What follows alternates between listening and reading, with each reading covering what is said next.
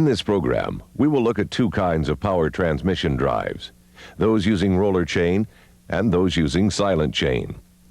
We'll see how they are constructed, how they work, and we'll look at some of the most common reasons why they fail. Both roller chain and silent chain are positive drives. Unlike flat belts and V-belts, which lose some of their power through slippage, these positive drives mesh with their sprockets and transfer nearly all of their power from the driver unit, often a motor, to the driven unit, the machine being operated. Typically, they are used in low-speed applications where high torque or rotary force is necessary. They also perform other important functions. For example, they may increase or reduce the speed of the driven unit by using sprockets of various sizes. They also allow the driver motor to be positioned away from the driven unit. And they allow one motor to provide power to several driven units at the same time. Let's begin by taking a closer look at roller chain.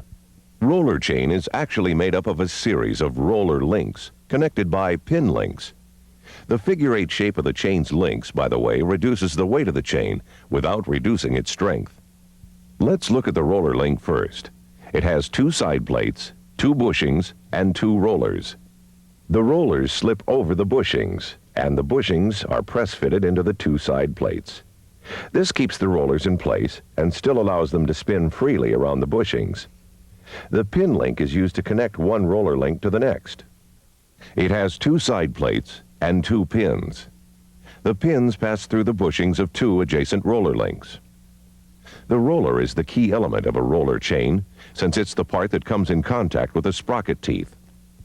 Chain wear is minimized because the roller spins to a new position after each contact with a sprocket tooth. Roller chain is sized by its pitch, that is, the distance between the centers of the adjacent pins in a pin link. When chain must be shortened or lengthened by just one pitch, an offset link is used. The offset link is a combination of a pin link and a roller link. The pin at one end of the link is passed through the bushing of the last roller link on one end of the chain, and the pin at the other end of the chain is passed through the roller bushing on the offset link. Because an offset link is weaker than a normal pin link, it should be used only if absolutely necessary. Chain usually comes boxed in pre-packaged lengths. Often, however, it's necessary to join the ends. The special pin links to do this will have a side plate that slides on easily, sometimes called a coupler link, or one that presses on with some interference, sometimes called a connector link. The interference fit of a connector link is preferred, since the tight fit reduces friction and extends the life of the chain, especially during severe duty. The side plates of smaller chain are normally held in place with a spring clip, while larger sizes use cotter pins. For regular chain to be able to flex properly as it moves, some clearance must exist between each joint. The effect of this clearance is that the length of the chain can vary. You can see the variation in length by laying a length of chain on the floor, holding one end, and pushing and pulling on it. Because the length can vary, chain tends to climb out of its sprocket when operated at high speed or under low tension. When roller chain fails, it may be one of several kinds of metal fatigue, but the most frequent cause of breakdown in chain is the lack of lubrication. In general, roller chain should be lubricated as much as possible.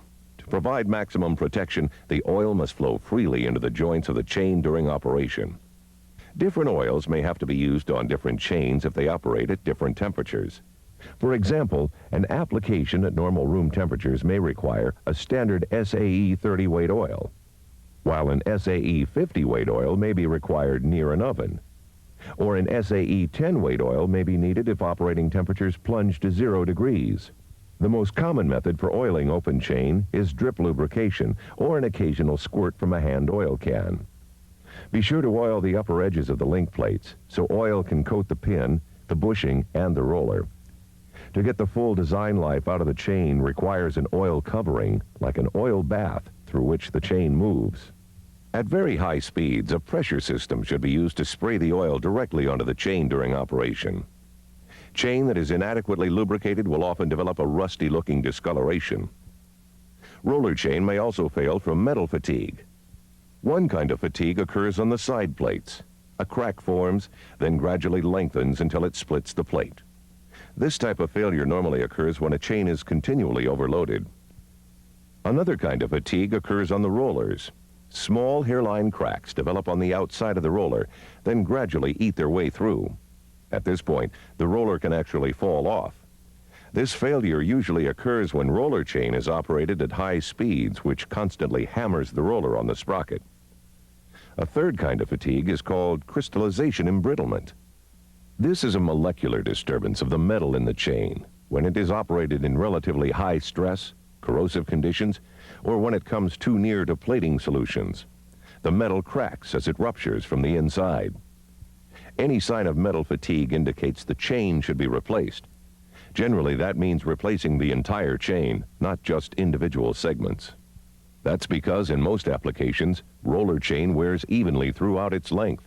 Replacing a few worn or cracked sections will not generally increase the life of the chain as a whole. When inspecting chain for wear, or when replacing chain that is broken or is worn, be sure to inspect the sprockets for debris in the teeth, for wear and for damage.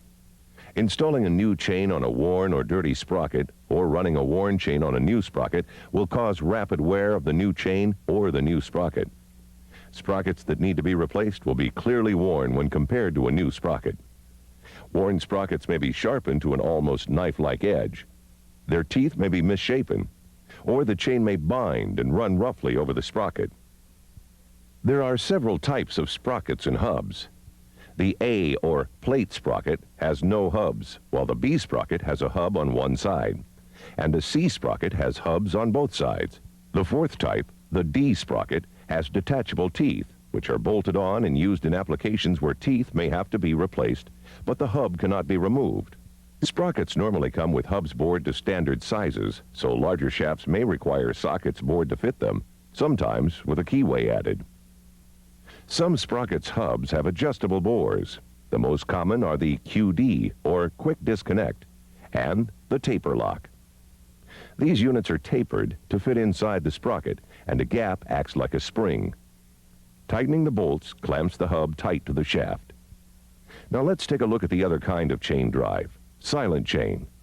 This type of chain is often called timing chain. Because of its unique shape and design, this type of chain operates much more quietly than other kinds of chain. When the individual links in the chain make contact with the teeth in the sprocket, it's like two gears meshing. One familiar application for this type of chain is in automobile engines. This kind of timing chain is used in most automobiles manufactured throughout the world. The main area of wear on this chain is in the pin, and most manufacturing variations are in the way the links are pinned together. In the past, timing chains and their sprockets were not interchangeable because different manufacturers used different pitch lengths as well as different sprocket tooth designs. However, most silent chain made today is prefixed by the letters SC. As long as the pitch lengths match, the different chains will be interchangeable from one manufacturer to another. However, since the pins may still differ from manufacturer to manufacturer, connecting links and sections of chain are not usually interchangeable. Normally, unless adequate stocks of a particular manufacturer's connecting links are kept on hand, the entire chain will have to be replaced if chains must be made shorter or longer. Timing chain also includes guides in the chain and on the sprocket. This chain, for example, is known as center guide chain. A solid link protrudes from the middle of the chain, and a matching groove is cut down the center of the sprocket. The center guide holds it on the sprocket and stops it from running off. This is used more frequently on wide chain. Some silent chain has side guides with protruding sidebars that keep the chain on the sprocket. Sprockets for silent chain are not interchangeable with roller chain sprockets. The size and shape of the teeth on a silent chain sprocket are designed to mesh with the links of silent chain and will not work with roller chain. Finally, remember that no matter what type of chain drive you have, it must be installed correctly and it must be maintained properly. When replacing chain or sprockets, be sure you align the sprockets. Misaligned sprockets will usually wear out the inside surfaces of the links and the flange faces of the sprockets. When tensioning any chain, always follow the manufacturer's recommendations. As a general rule, chain should flex about 1 inch for every 20 inches of span on a horizontal drive, half that for a vertical drive. Very often, chain drives with long spans have idler adjustments to correct for long spans. New installations should be inspected after the first 100 hours of service, then every 500 hours after that. Chains running under severe loads should be inspected after every 200 hours of operation. Remember that selecting a chain drive is generally done only once, but to keep it operating correctly and efficiently requires consistent maintenance.